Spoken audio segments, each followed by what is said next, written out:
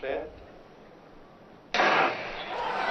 This time, and Pearson gets away very strongly indeed. The goal's going very well too, and so is Harper on the far side, but Sally Pearson is coming away from this. Orisi Harper's coming through very strongly. Well, Pearson gets it, I think, from Harper, and it's 12:35. It's a new Olympic record. It was so close, but it's very, very close, I have to say, between Pearson and Harper.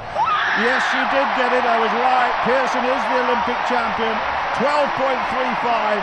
And Harper must surely have broken her personal best, and Australia have got that much-needed gold medal. So a young man from the Scottish town of Dunblane is poised on an epic moment for British tennis. Match point in the gold medal match at the Olympic Games. It was the most anticipated race in women's track cycling. Australia's Anna Meares against Great Britain's Victoria Pendleton. And a moment of hesitation from Pendleton proved costly. Meares hit the front and rode to victory. Anna Meares claiming the gold medal. To be able to win an Olympic title for me, I've never had this in this event. This is my third games. I went bronze in Athens, silver in Beijing, and then gold here. So special. The final women's individual artistic gymnastics event saw Simone Biles going for her 4th gold of this Rio Olympic Games.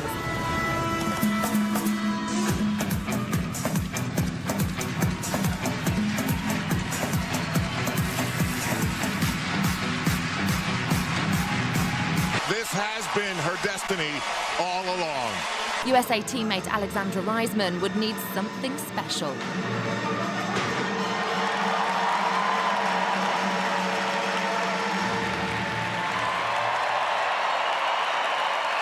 It was good, but not good enough for gold. She wants to win a bunch of them, but this is probably next to the team.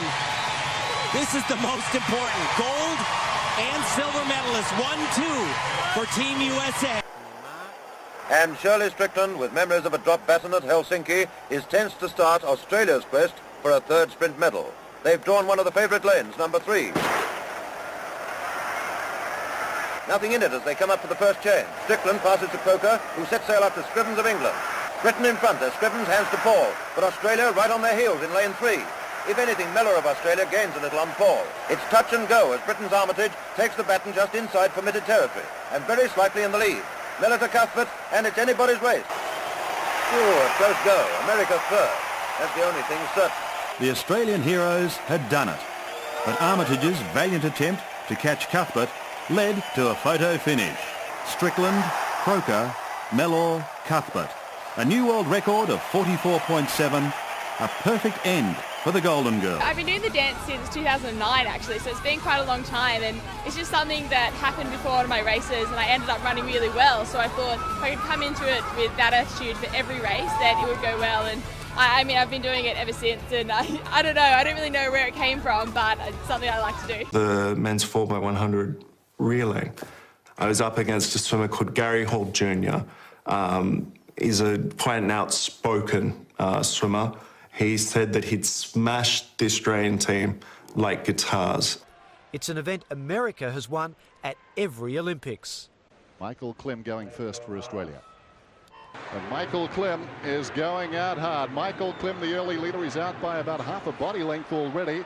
Irvin trying to go with him, the American speedster. Chris Feidler in next for the Australians. Michael Klim has just broken the world record. Feidler finishing strongly, very strongly, down to the wall. Callis goes in with a clear margin.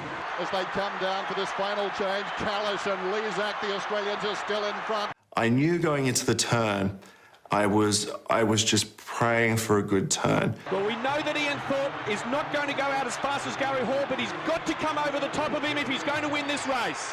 Thorpe on terms with Hall. They've got about 15 metres to swim. Thorpe goes in. Australia win. New world record!